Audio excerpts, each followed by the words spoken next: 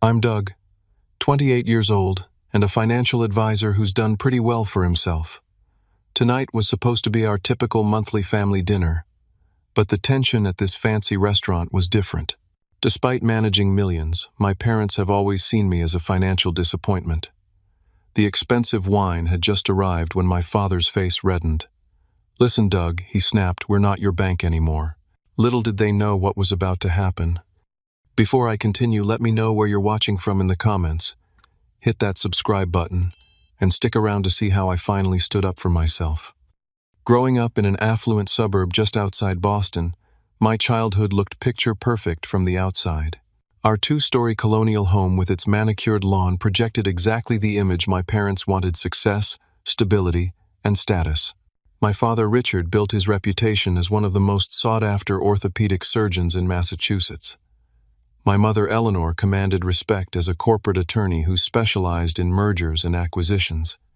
Together they were the power couple of Brookline, respected, admired, and intimidating as hell. From my earliest memories, the expectations were crystal clear. Excellence wasn't celebrated. It was the minimum requirement. B-plus grades weren't achievements. They were disappointments that prompted concerned conversations about my focus. Their vision for my future never included asking what I wanted. It was always assumed I would follow either my father into medicine or my mother into law. The Mitchell name means something in this town. My father would remind me regularly, usually while reviewing my report card, with a frown that suggested I was somehow tarnishing that legacy. By 13, I discovered my passion for numbers and finance after my uncle gave me a book about investing. I started tracking stocks for fun, creating mock portfolios and reading financial news instead of sports pages. When I showed my father my mock investment returns, 43% over 6 months, his response was a dismissive chuckle. "That's cute, Doug, but real investing isn't a game. Focus on your biology if you want to get into a good pre-med program." High school became an exercise in dual lives. Publicly, I took all the advanced science courses to please my parents.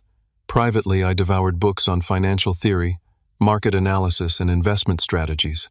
My guidance counselor noticed my aptitude and suggested I explore economics or finance majors. When I mentioned this at dinner, my mother nearly choked on her wine. "A finance major? That's for students who can't handle real academic rigor," she said, exchanging knowing glances with my father. "Besides, investment bankers are just glorified salespeople." Still, I maintained perfect grades and got accepted to my father's alma mater, Harvard. The assumption was pre-med, and initially I complied. Those first 2 semesters were miserable. Organic chemistry felt like a foreign language, and while I could memorize what I needed to pass, I lacked the genuine interest that my classmates had. Meanwhile, in my one elective economics course, I was thriving, often explaining concepts to other students who struggled. The breaking point came during sophomore year when I received a C in advanced biochemistry despite studying harder than I ever had. The same semester, my investment analysis professor asked if I'd considered applying for the department's competitive internship program. Something had to give. The day I told my parents I was switching my major to finance was the first time I saw real disappointment in their eyes. Not the usual performative disappointment they displayed when I failed to meet arbitrary standards, but genuine dismay. "You're throwing away a meaningful career to play with other people's money," my father said coldly. "We've invested so much in preparing you for medicine," my mother added, as though my education was a stock that had suddenly plummeted in value. Despite their reaction changing, my major felt like breathing freely for the first time. My GPA jumped to a perfect 4.0. I secured competitive internships that my classmates coveted. I graduated summa cum laude with job offers from several prestigious firms. At graduation, while other parents beamed with pride, mine offered measured congratulations that felt more like condolences. "Well, I suppose you can always apply to medical school later when you realize what you've given up," my father said, patting my shoulder at our graduation lunch. The pattern continued through my early career. No achievement was quite good enough. My first promotion was just luck. My bonus was probably standard for everyone. Each accomplishment was minimized, each milestone diminished. And so, Our monthly family dinners became a strange ritual of subtle undermining. My mother would ask leading questions about my friends from college who had pursued noble careers in medicine. My father would mention the children of colleagues who were making a real difference. My sister Jessica, 5 years older, and a hospital administrator recognized the dynamic, but could only offer sympathetic glances across the table. I learned to weather these dinners with a practiced smile, knowing something they didn't. I was succeeding beyond their wildest imagination. I just wasn't ready to show my cards, not until they forced my hand. My first job out of college wasn't particularly impressive. A junior analyst position at Cumberland Investments, a boutique firm that managed pension funds and moderate wealth individuals. The starting salary was decent, but certainly not extraordinary, $65,000 a year. I took a small apartment in Cambridge, drove a used Honda, and lived well within my means. This modest lifestyle wasn't just about saving money, it was about flying under my parents' radar. "At least it's a foot in the door," my father commented when I told them about the job, his tone suggesting I'd settled for mediocrity. What my parents didn't understand was that I had chosen Cumberland specifically because of their unique position in the market. Unlike the massive Wall Street firms where innovation was stifled by bureaucracy, Cumberland was small enough that good ideas could be heard yet established enough to have real capital behind them. During my first 6 months, I observed, learned, and developed a theory about undervalued mid-market companies in the renewable energy sector. When I finally presented my analysis to the investment committee, the reception was lukewarm at best. "It's too speculative," said one senior manager. "The time frame for returns is too long," said another.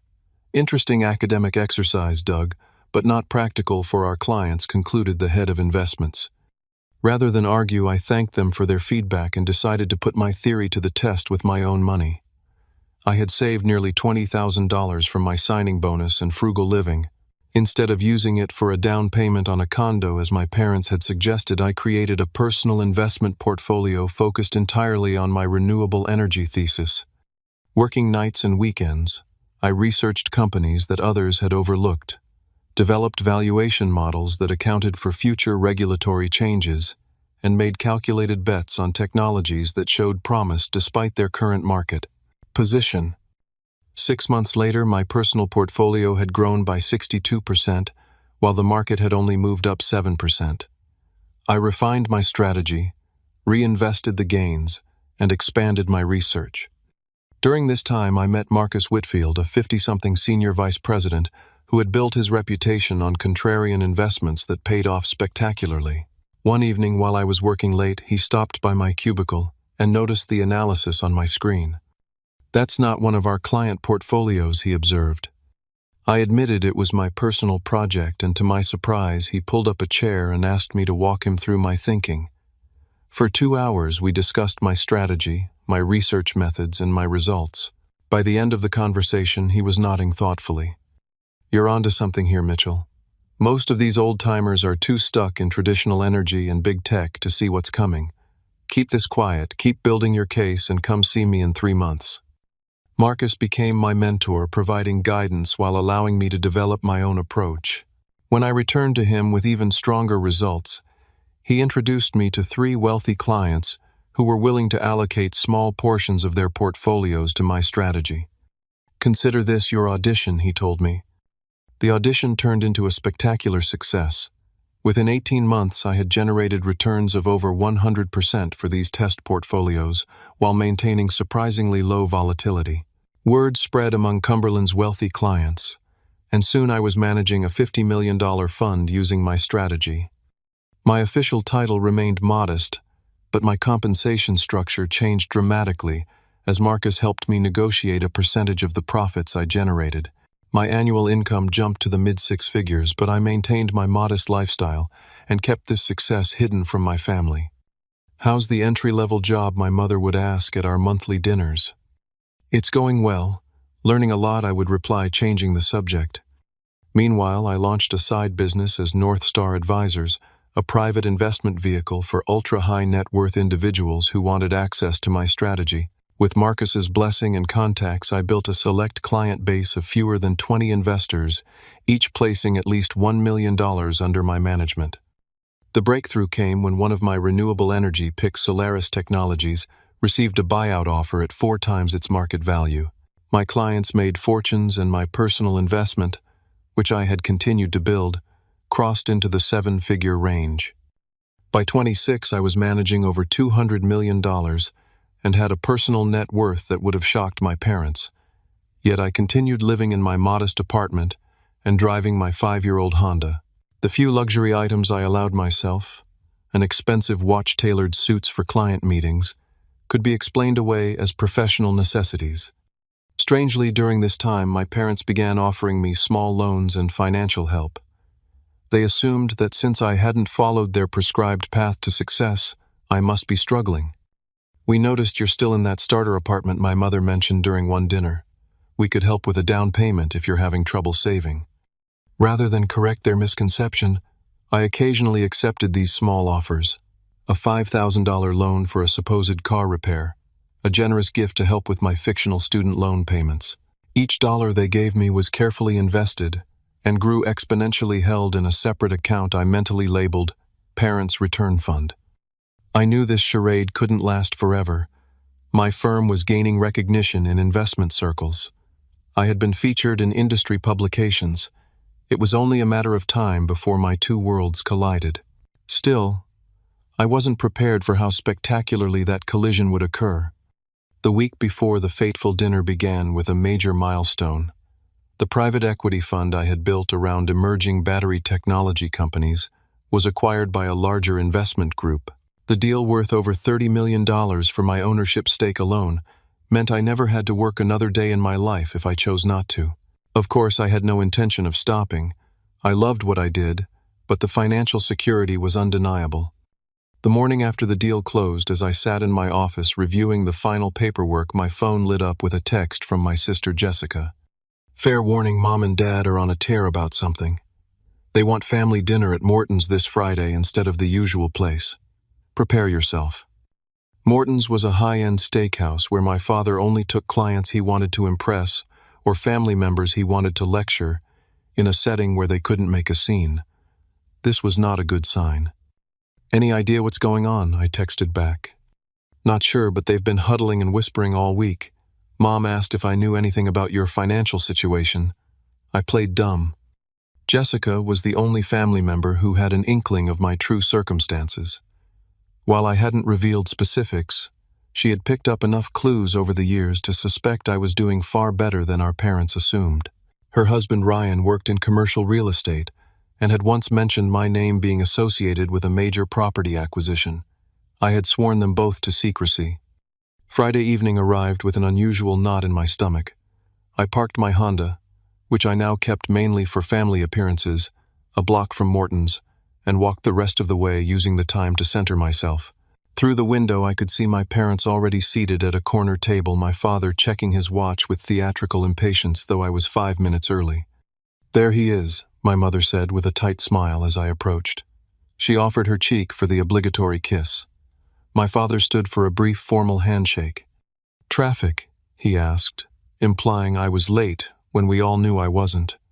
"Not bad," I replied, taking my seat. "This is a change of venue, special occasion." They exchanged glances that set off immediate alarm bells in my mind. "We just thought it would be nice," my mother said, her voice carrying that artificial brightness that always preceded difficult conversations. The waiter appeared and my father ordered a bottle of Camus Special Selection Cabernet, a $300 wine he knew I would recognize as extravagant. Another warning sign: when my father spent conspicuously on wine, he was usually establishing dominance before making a point. "How's work?" he asked, as the waiter departed, his tone suggesting he was inquiring about a hobby rather than a career. "Busy. Good." I had learned years ago that brief positive answers gave them less ammunition. Still at that same firm, Cumberland was it? My mother knew perfectly well where I worked. She was setting up something. "Yes, still there." 6 years now. "Isn't it, Richard? Didn't your colleague's son make partner at Goldman Sachs after just 5 years? And there it was, the familiar pattern of comparing me unfavorably to some acquaintance's child whose accomplishments were probably exaggerated for parental bragging rights. Different firm, Different track, I said mildly, taking a breadstick. My father launched into a story about his golf partner's daughter, who had just purchased a penthouse apartment in Back Bay, the subtext clearly being while you're still renting that modest place. I nodded politely, letting the implied criticism wash over me like background noise. The waiter returned with the wine, and my father made a show of tasting and approving it. As glasses were poured, I saw Jessica and Ryan enter the restaurant. Jessica's expression was a mixture of apology and warning as they approached. "Sorry we're late," she said, though they were exactly on time. Ryan had a client call that ran long. More greetings, more cheek kisses. Ryan gave me a subtle nod of solidarity as they sat down. He had endured enough of these dinners to understand the dynamic. "We were just catching up with Doug about work," my mother said. "Jessica, did you tell them your news?" Jessica looked momentarily confused. "What news?" "About the hospital's expansion project. Your promotion to oversee it." "Oh, that's not official yet, Mom." "Well, I ran into Barbara Wilson at the charity luncheon, and she said it was a done deal. You should speak up more, dear. You deserve recognition." My mother had never once encouraged me to speak up more about my accomplishments. The double standard was so familiar, it had become almost comical. As appetizers were ordered, my father steered the conversation toward my cousin Brad's new position at a prestigious Boston law firm. The subtext was clear. Family members who had chosen proper careers were thriving while I was presumably stagnating. "How about you, Doug? Any exciting developments?" Ryan asked, trying to give me an opening to share something positive. "Actually, I'm planning a vacation next month. Thinking about Japan." The moment the words left my mouth, I regretted them. My parents exchanged another of their looks. "Japan. That's quite expensive, isn't it?" My mother asked, her tone suggesting concern while her eyes conveyed skepticism. "I've been saving," I said simply. My father scoffed, an actual scoff like a character in a bad movie. "Saving on that analyst's salary while living in Boston, that must require quite the budgeting skills." "I manage." I took a deliberate sip of the overpriced wine. "Maybe you should focus on paying back some of those loans before taking exotic vacations," my mother suggested, her voice honey-sweet, but her words barbed. Jessica shot me an alarmed look. Ryan suddenly became very interested in the menu. The trap was being sprung. "Loans?" I asked, though I knew exactly what she meant. "Don't play dumb, Doug," my father said, leaning forward slightly. "We've been keeping track. 5,000 for the car repairs last year, 3,000 for that work certification program, the 2,000 for the apartment security deposit when you moved. It adds up." I nodded slowly. "I've always intended to pay those back." "Really? Because it seems like you've been treating us like a personal ATM while planning vacations to Japan." The waiter chose that moment to approach for our main course orders. The timing was almost comedic. His cheerful, "Have we decided on entrees?" met with 5 tense faces. Somehow we all managed to order.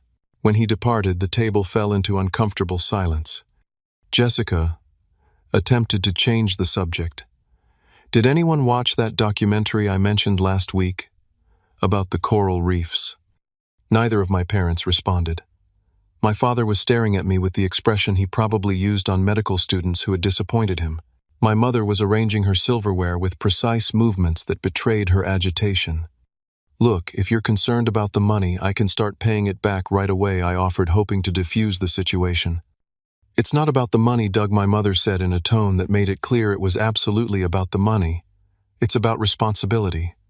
Priorities. We've helped you because that's what parents do, but we can't help but notice you don't seem to be making progress."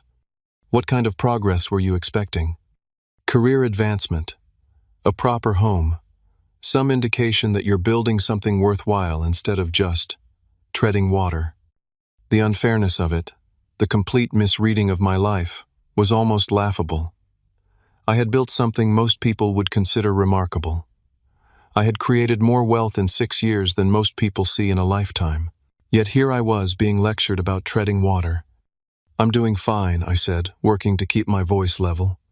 "Fine isn't good enough for a Mitchell, my father," said the familiar refrain that had haunted my childhood. "We didn't raise you to be mediocre. The steaks arrived perfectly timed to witness what happened next. My father cut into his porterhouse with surgical precision the same hands that had performed countless operations now dismantling a 45-ounce steak. He chewed thoughtfully before continuing his assessment of my supposed failures. You know, Doug, when I was your age I had already bought our first house, was making a name for myself at Massachusetts General, and had started building my practice. Your mother was arguing cases that set legal precedents. What exactly have you accomplished that justifies expensive trips to Japan? I felt Jessica's foot gently tap mine under the table, a silent plea to stay calm. But 6 years of diminishment had created a pressure that was finally reaching its breaking point. I've accomplished quite a bit, actually, I said carefully. Entry-level financial analysis at a firm. Nobody's heard of my father challenged. Your potential is being wasted and you know it. Richard Jessica interjected. Doug's been very dedicated to his work. Maybe we could. Stay out of this, Jess, my father snapped. Your brother needs to hear some hard truths. My mother placed her hand on his arm, not to restrain him but in solidarity. We've been patient, Doug. We've supported you financially and emotionally through this phase. But at some point, you need to get serious about your future. I am serious about my future, I replied, cutting a piece of my own steak with deliberate care. Are you? Because from where we're sitting, it looks like you've been coasting, taking the easy route, and now planning vacations you can't afford while still owing your parents thousands of dollars. Ryan cleared his throat uncomfortably. The market's been strong lately. Maybe Doug's investments have done well. My father turned to him with an expression of patronizing amusement. Doug's investments. With what capital? The $65,000 a year before taxes that these firms pay. Analysts, after Boston rent and living expenses. It's actually $72,000 now, I said, deliberately understating my income by a factor of about 20. Oh, forgive me, my father said with mock deference. 72,000. That changes everything. The point is, my mother continued, we're concerned about your financial habits. The constant borrowing, the lack of progress, and now this extravagant vacation plan. I haven't asked you for money in months, I pointed out. Because we made it clear the bank was closing, my father said sharply. After that last emergency where you needed $3,000 for some certification program that doesn't seem to have advanced your career one bit. That certification program had actually been a private investment in a startup that had tripled in value, but they had no way of knowing that. I appreciate everything you've done for me. I said the words feeling hollow after years of their conditional support. Do you? Because appreciation usually comes with responsibility, with recognition of sacrifice. Jessica attempted intervention again. Dad, I'm sure Doug is grateful. Maybe this isn't the best. No, let's get it all out, he interrupted. I've been holding my tongue for too long. The restaurant had grown quieter, or perhaps I was just more aware of the other diners as my father's voice rose slightly. A couple at the next table glanced over, then quickly returned to their own meals. You had every advantage, my father continued. The best schools, our connections, our guidance, and what have you done with it? Taken the path of least resistance, settled for mediocrity, and treated us like an ATM in the process. I never meant to. Your intentions don't matter, Doug. Your actions do, and your actions show a pattern of dependence and underachievement that frankly embarrasses us. The word embarrasses hit like a physical blow. After everything I'd built, everything I'd accomplished, I was an embarrassment to them because I hadn't followed their prescribed path. My mother dabbed at her lips with her napkin. We've added it up, Doug. Over $20,000 in the past 3 years. That's not counting all the support during college and the help with your first apartment. If you're concerned about the money, I can write you a check tonight, I said, my voice tighter than I intended. It's not about the check, Doug. My father's voice rose enough that several nearby tables definitely turned to look. It's about the pattern. It's about what it represents. And what exactly does it represent, Dad? Failure to launch, dependency, poor financial management. He ticked off each point on his fingers like a diagnosis. At your age, a man should be self-sufficient, building something. not borrowing from his parents for basic expenses while planning frivolous vacations. The unfairness of it all, the complete misreading of who I was and what I had built, finally broke through my practiced composure. "You have no idea what I've built," I said quietly. "What was that?" my father demanded. I said, "You have no idea what I've built, what I've accomplished, because you've never once bothered to really ask or listen." My mother's expression hardened. "Don't take that tone, Doug. Your father and I have only ever wanted what's best for you." "No," I replied, setting down my fork with a soft clink. "You've wanted what's best for your image of me. There's a difference." My father's face flushed red. "Now listen here." "No, you listen," I interrupted, surprising even myself. "For years I've sat at these dinners and listened to you, diminish my choices, my career, my life. I've nodded and smiled while you compared me unfavorably to every doctor's son and lawyer's daughter in Boston. I'm done with that." An uncomfortable silence fell over the table. Jessica looked both shocked and oddly proud. Ryan was studying his plate with intense focus. My mother's lips had formed a thin line of disapproval. My father leaned forward, his voice dropping to a dangerous quiet. "We have supported you financially when you couldn't support yourself. We have given you opportunities others would kill for, and this is your gratitude. You've given me money I never asked for so you could hold it over my head," I replied, matching his quiet intensity. "You've used it to reinforce your narrative that I'm failing because I chose finance over medicine." "Well, the evidence speaks for itself, doesn't it?" he shot back. 28 years old and still needing mommy and daddy's help to make ends meet. It was at this moment that my father's control finally snapped.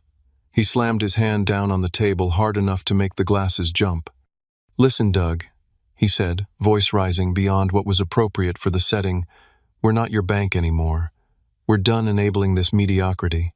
If you want to waste your potential, you'll do it without our financial support." The restaurant went silent. At nearby tables, conversations paused mid-sentence. Waiters froze in place, unsure whether to approach or retreat.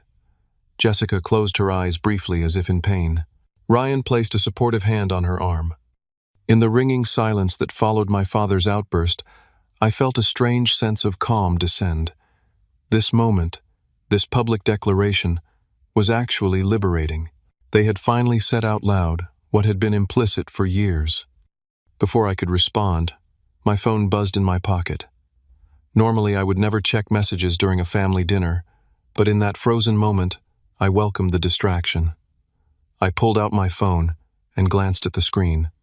It was a text from Martin, my fund manager, Mr. and Mrs. Mitchell, requesting approval for $20,000 monthly allowance from your family support fund. Standard protocol requires your authorization. Approve. I stared at the screen in disbelief as the pieces suddenly clicked into place. The text message glowed on my screen like a revelation. Mr. and Mrs. Mitchell, requesting approval for $20,000 monthly allowance from your family support fund. Standard protocol requires your authorization. Approve. Frame. Time seemed to slow as I processed what I was seeing. 3 years ago, after my first major investment success, I had established a special discretionary fund for family support. I had authorized my wealth management team to handle routine matters for this fund, helping Jessica with her wedding, covering my grandmother's medical expenses, but larger or recurring withdrawals required my direct approval. The fund was managed by Martin Keller, a discreet, competent professional who handled the family office services for my more substantial assets. He knew my parents, but had been explicitly instructed never to disclose my full financial situation to them. Somehow they had discovered the fund's existence, but clearly misunderstood their relationship to it. I looked up from my phone to see my parents watching me with expressions of righteous indignation, completely unaware of the bombshell in my hand. "Something more important than this conversation, Doug?" my mother asked acidly.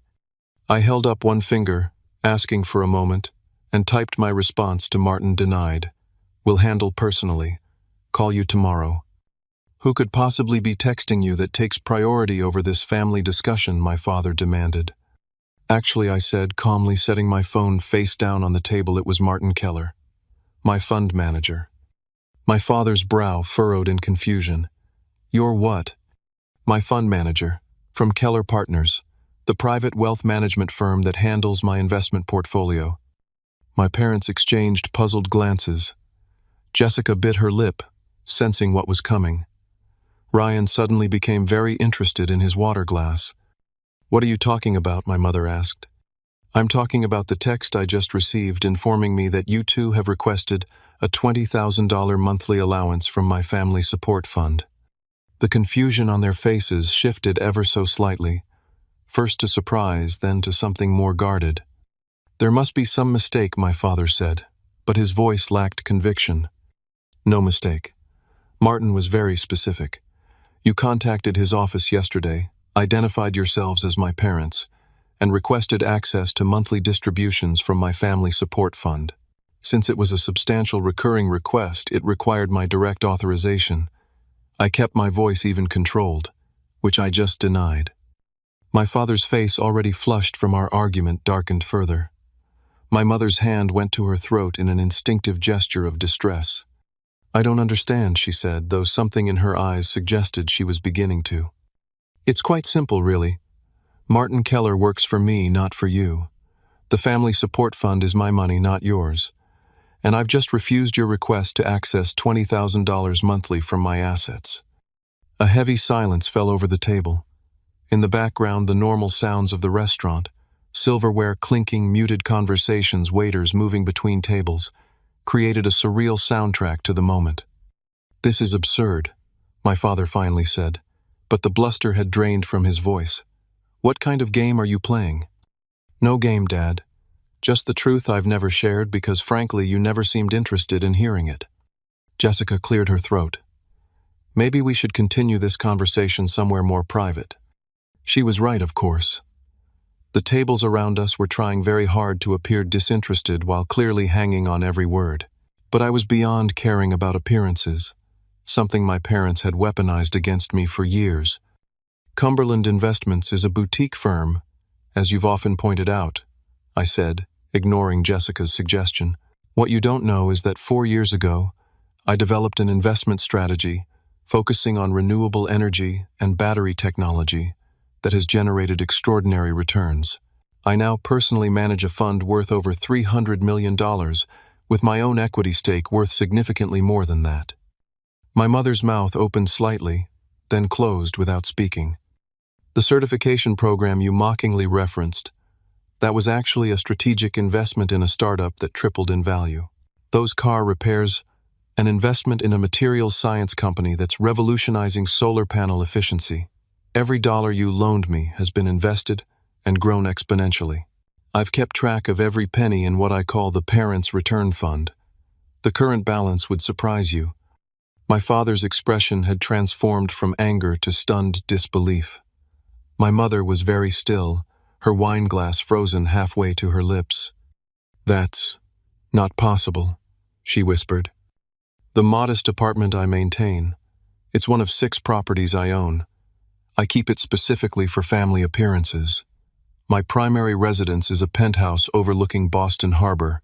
The Honda One drive to these dinners, I keep it for the same reason. My actual vehicles would be too conspicuous. Ryan, who had some knowledge of my success through his real estate connections, nodded almost imperceptibly, confirming this wasn't some elaborate bluff. The irony, I continued feeling oddly detached as years of pent-up truth poured out, is that while you've been treating me as a financial failure, I've been quietly setting aside funds to ensure your retirement would be comfortable despite knowing you had mismanaged your own finances. At this, my father flinched visibly. It was a direct hit. They had indeed been experiencing financial difficulties due to overspending and poor investment choices, though they had hidden it well. How would you know about our finances? He demanded, a defensive edge creeping back into his voice. The same way you apparently found out about my family support fund. I make it my business to know. The difference is I was planning to help without humiliating you, without making you grovel for an allowance. My mother set down her wine glass with a shaking hand. Doug, if this is true. It is true. Every word. The Japan trip you mocked, it's for a business meeting with potential investors, followed by a well-earned vacation. The loans you've been tracking so meticulously. I've never needed $1 from you since graduation, but I accepted them to maintain the fiction you seemed so invested in, that I was struggling without your chosen career path. Jessica reached across the table and squeezed my hand briefly. I'm proud of you, she said quietly. You knew about this, my mother asked her accusingly. Not the details, Jessica replied, but I knew Doug was doing well. Unlike some people, I actually listened when he talked about his work. My father the strategist was quickly recalibrating. I could see it in his eyes, the shift from indignation to calculation. Suddenly, I wasn't an embarrassment. I was an opportunity. Well, he said with forced joviality, this is certainly a surprise. You should have told us, son. We would have been proud. Would you? I asked, simply. Because 10 minutes ago, before you knew about my success, I was an embarrassment, a disappointment, a failure who couldn't pay back his loans. We were concerned, my mother interjected smoothly. Parents worry. You've misinterpreted. I don't think I have, I interrupted. I think I've interpreted things exactly as they are for the first time in my life. The waiter approached cautiously, sensing the tension. Is everything all right with your meals? Everything's fine, my father said dismissively. Just a family discussion. Actually, I said, reaching for my wallet, I'm finished. I extracted several $100 bills, more than enough to cover the entire meal with a generous tip, and placed them on the table. That should cover dinner. Consider it the final installment in our financial relationship. My father's face darkened again. Don't be dramatic, Doug. Sit down. We can discuss this like adults. We had years to discuss this like adults, I replied, standing. You chose condescension instead. Doug, please, my mother said, her voice softening to the persuasive tone she likely used with reluctant witnesses. This is all a misunderstanding. We were only trying to help by contacting your fund manager. We didn't realize. You were trying to help yourselves to my money, I corrected her, while simultaneously berating me for financial irresponsibility. I turned to Jessica and Ryan. Would you like to continue this evening elsewhere? I'm suddenly in the mood for dessert someplace less judgmental. Jessica nodded, and stood Ryan following suit. I think that's a good idea. My father's face had transitioned from red to an alarming purple. You're making a scene, he hissed. No, Dad. For once, I'm just being honest. As the three of us prepared to leave, my mother made one last attempt. Doug, whatever issues we have, we can work them out. We're family. I paused, feeling a complex mix of emotions. Anger hurt, but also a strange sort of pity. Yes, we are family. And that should have meant supporting my choices, celebrating my successes, even the ones you didn't understand or approve of. Instead, you chose to diminish me at every turn because I didn't follow your prescribed path. That's not fair, my father protested. No, it wasn't fair. None of it was fair. But now we all know where we stand. I adjusted my jacket. I'll be in touch when I'm ready. For now, I need some distance. As we walked away, leaving my parents at the table with their expensive wine and cooling steaks, I heard whispers from nearby diners. I didn't care. For the first time in years, I felt like I could breathe freely. The charade was over. Outside in the cool Boston air, Jessica hugged me tightly. Well, she said as she pulled back, that was one for the family history books. Ryan clapped me on the shoulder.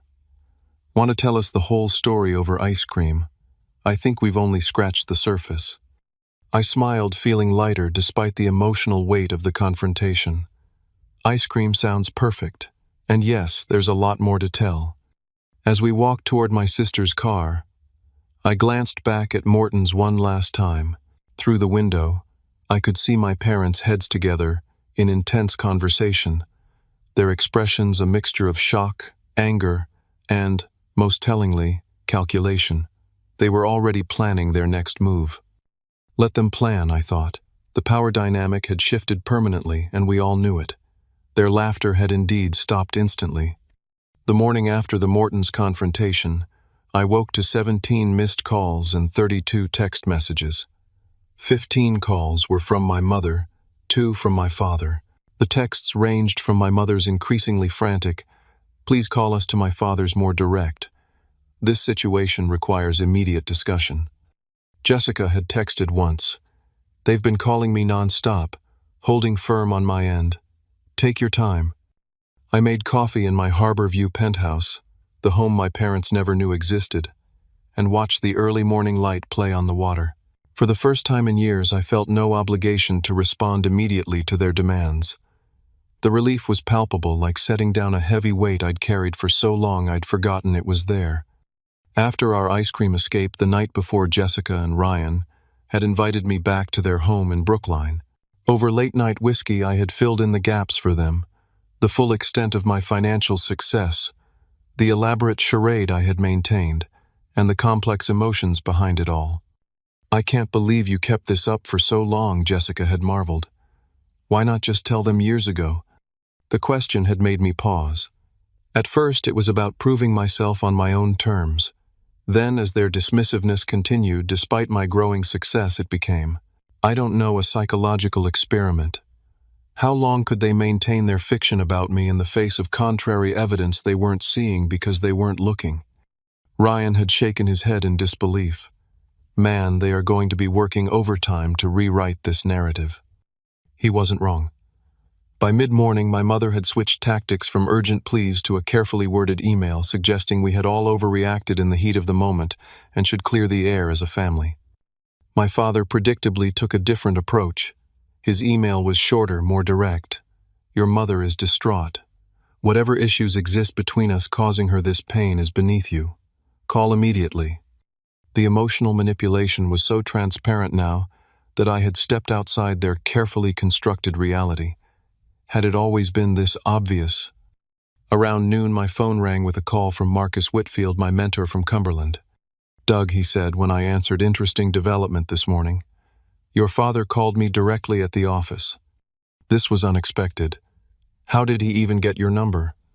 "Apparently he's been doing some research. Wanted to discuss my professional relationship with his son. Seemed very interested in verifying certain details about your position and responsibilities. Let me guess.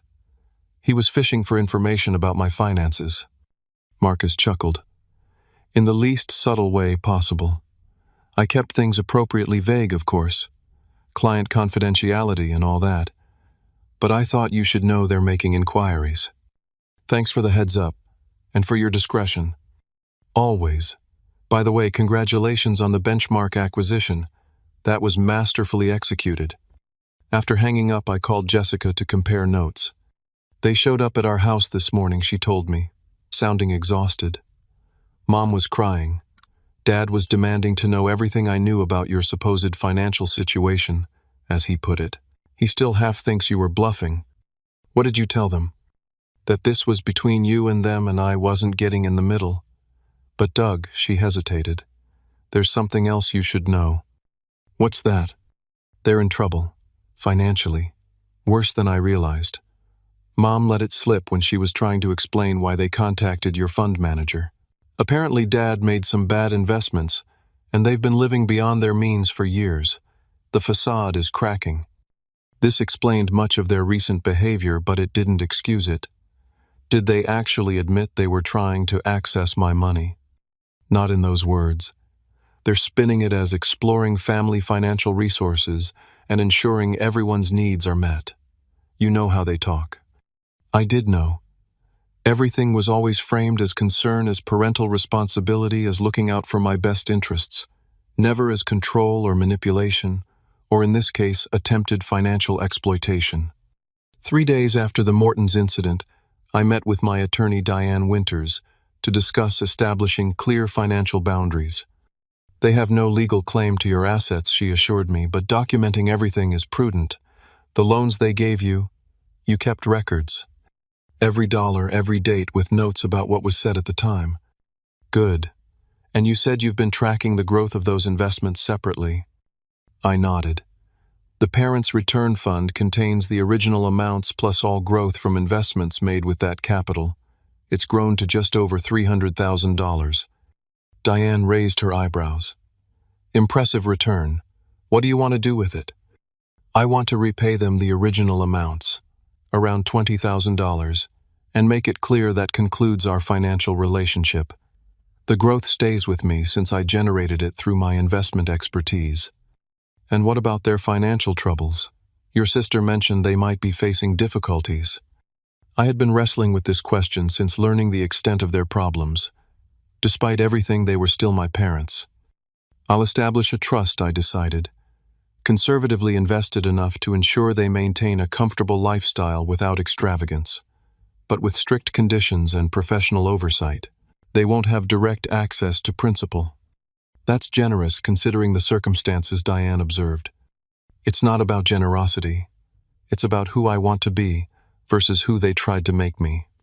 A week after the confrontation, with no direct contact beyond those initial messages, my parents escalated their campaign. They began reaching out to mutual acquaintances, family, friends, even distant relatives, anyone who might have influence with me, sharing their version of events. In their telling, I had misunderstood their intentions, overreacted to parental concern, and was now cruelly cutting them off despite their years of support and sacrifice. The manipulation might have worked in the past, but now it only strengthened my resolve. Each flying monkey they dispatched received the same calm response. This is a private family matter that's being addressed appropriately. 10 days after Morton's, I finally agreed to a phone call, not with both parents together where they could tag team and control the narrative, but with my mother alone. "Doug, darling," she began, her voice carefully modulated to convey both warmth and hurt. "We've been so worried. This silence isn't like you. It's exactly like me, Mom. You just never noticed because I always responded to the pressure before. Pressure. We've only ever wanted what's best for you. What you thought was best for me. There's a difference." She sighed dramatically. "Your father and I may have been overzealous in our guidance. We can acknowledge that. But everything we did was from love, including trying to access my money behind my back while simultaneously criticizing me for financial irresponsibility." A pause. That was a misunderstanding. We were exploring options for family financial planning. If you had been open about your success, would it have changed how you treated me at all those dinners? The constant comparisons, the diminishment, the subtle digs. Another longer pause. "We're your parents, Doug. We've supported you your entire life." That's not an answer. The conversation continued in this vein, my mother alternating between justification deflection and appeals to family loyalty. At no point was there a genuine acknowledgement of the behavior that had led to this breach. "Your father wants to speak with you," she said finally. "Not yet. I need more time. He's not well, Doug. The stress of all this—" "Mom," I interrupted gently but firmly, "I'm going to hang up now. I'll be in touch soon about some financial arrangements I'm making. In the meantime, please respect my need for space." 2 weeks after the confrontation, I had my attorney deliver documents outlining the financial arrangements I had decided upon. The trust would provide them a comfortable monthly income without access to the principal. All previous loans were formally forgiven. A separate document made it clear I would not be providing any additional financial support outside these arrangements. The response came quickly. My father left a voicemail that started controlled but devolved into anger. "This trust is insulting. We are not children to be managed. After everything we've done for you, the sacrifices we've made, call me immediately to discuss dissolving this ridiculous arrangement." I didn't call. Instead, I sent a brief email. "The terms are non-negotiable. The trust provides security without enabling the financial mismanagement that has created your current situation. I'm happy to discuss rebuilding our relationship as a family, but our financial relationship is now strictly defined by these documents." His reply was a single line. "We raised you better than this." But they hadn't, not really. They had raised me to believe my worth was tied to following their prescribed path, to measuring success by their narrow definition, to seeking their approval above my own fulfillment. The person I had become, financially successful but more importantly ethically grounded, had developed largely in spite of those lessons, not because of them. A month after Morton's, Jessica called with an update. "They're starting to accept the new reality," she reported. "Dad's pride is still wounded, But the first trust distribution arrived, and I think the reliable income is a relief they won't admit. Are they still telling people I abandoned them in their time of need? The narrative is evolving, she said, with a touch of dark humor. Now it's more Doug is going through something, but we're giving him space while he figures it out. They'll never admit they were wrong, but they're adapting. That's something, I suppose. It's progress. By the way, Ryan and I are having a small dinner party next weekend. Nothing fancy. Would you come? They won't be there, I promise. It was the first social invitation I had accepted since the confrontation. The evening was refreshingly normal. Good food, interesting conversation, no underlying tension or hidden agendas. For the first time in recent memory, I felt fully present, fully myself in a social setting involving family connections. 6 weeks after Morton's, I received an unexpected email from my father. The subject line was simply, "Acknowledgement." "Doug," it began, "this is difficult to write, but recent events have forced me to reconsider certain assumptions and behaviors. While I maintain that our intentions were good, I recognize that our approach may have been flawed. Your success achieved independently and on your own terms speaks for itself. I am attempting to understand why it was necessary for you to conceal it from us for so long. That reflection has been uncomfortable but necessary. The trust arrangements, while initially feeling like an affront, have provided stability during a challenging time. For that, I am grateful. When you are ready, I would appreciate the opportunity for a conversation. Not to defend past actions, but to establish a more honest foundation moving forward.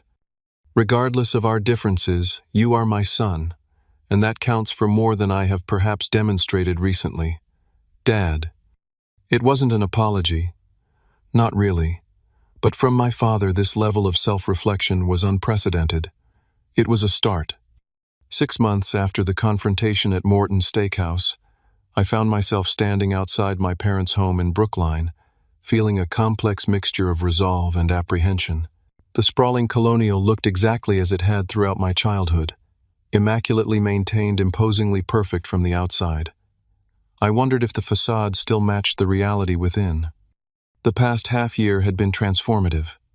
With the weight of pretense lifted, I had restructured both my professional and personal lives around authenticity. I had moved my primary office from the Cumberland building to my own space in the financial district. I had begun speaking at investment conferences under my own name, no longer concerned about maintaining a low profile. I had even started mentoring young analysts who, like me, had unconventional approaches to the market. More significantly, I had begun working with Dr. Elaine Mercer, a therapist specializing in family dynamics and adult children of high-achieving parents.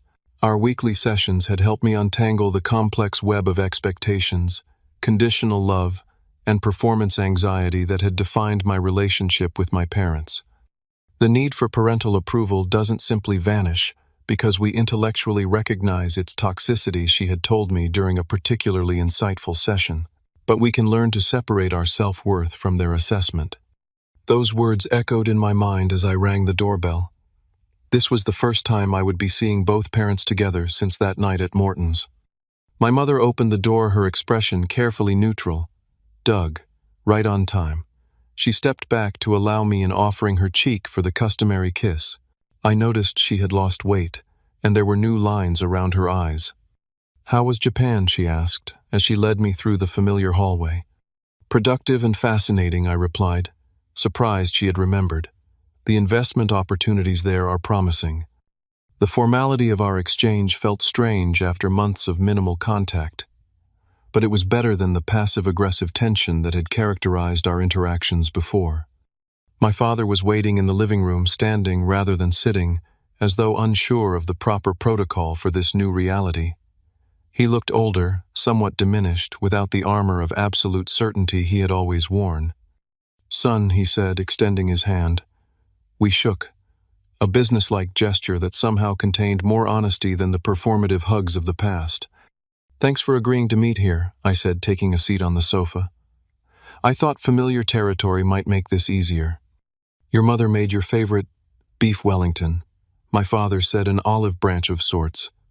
Though I suppose your tastes may have changed." "Some things remain constant," I replied with a small smile. I've always appreciated Mom's cooking. The initial awkwardness gradually eased as we moved to the dining room. The conversation remained carefully neutral through the first course.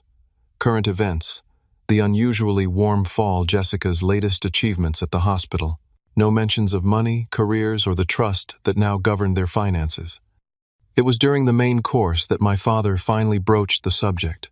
The monthly distributions have been helpful, he admitted, studying his plate. The financial advisor the trust connected us with has been straightforward about our situation. My mother nodded. She's helped us create a realistic budget for the first time in years. It's been educational. Coming from my parents, these oblique acknowledgments of financial mismanagement were equivalent to dramatic confessions from others. I'm glad it's working, I said simply. We've sold the vacation house in Cape Cod, my father continued, and I've reduced my practice to 3 days a week. Semi-retirement, they're calling it. I nodded, recognizing these changes for what they were. Necessary adjustments to a new financial reality, but also potential steps toward a healthier lifestyle. My father had always defined himself by his surgical practice, working, punishing hours, well beyond what was financially necessary. Perhaps this forced slowdown would allow him to develop other aspects of his identity. How is the foundation coming along, my mother asked, surprising me with her knowledge of my newest project. Jessica mentioned it, she explained, noting my expression. It sounds meaningful. The Mitchell Foundation for Financial Literacy was my attempt to translate personal experience into broader impact. We would provide education and resources to young people from disadvantaged backgrounds, helping them build financial independence through knowledge rather than handouts. It's in the early stages, but promising, I replied. We're partnering with community colleges and high schools in underserved areas. Your sister seems quite involved, my father observed. She's on the board. Her perspective is valuable. A beat of silence followed. We should have been prouder of you, Doug, my mother said suddenly, her voice softer than usual. Long before knowing about your financial success, we should have recognized your determination, your intelligence, your integrity. It wasn't a complete apology, but from Eleanor Mitchell it was unprecedented. I glanced at my father, who was staring intently at his wineglass. Your mother's right, he said finally. We measured success by a narrow standard. My standard. It was short-sighted. The acknowledgement hung in the air between us, not quite healing the breach but creating space for possibility. I hadn't come expecting transformation, just progress. This qualified. I appreciate that, I said carefully. I think we all have adjustments to make in how we relate to each other. After dinner, my father invited me to his study, previously a forbidden zone except when called in for serious discussions or reprimands. The room felt smaller than in my memories, the imposing bookshelves less intimidating. On his desk sat several financial statements and the quarterly report from the trust. I won't pretend this transition has been easy, he said, closing the door behind us. Pride is a stubborn companion, and I've had an abundance of it. I nodded, but remained silent, allowing him the space to continue. The trust. At first I saw it as punishment, control, but I've come to recognize it as something else. He paused, searching for words that didn't come naturally to Richard Mitchell, MD.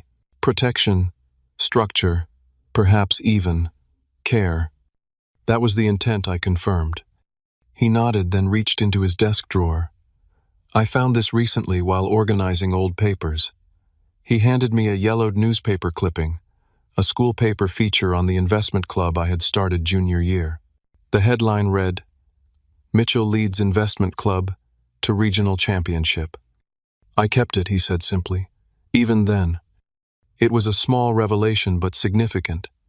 Evidence that some part of him had registered my early successes even while outwardly dismissing them.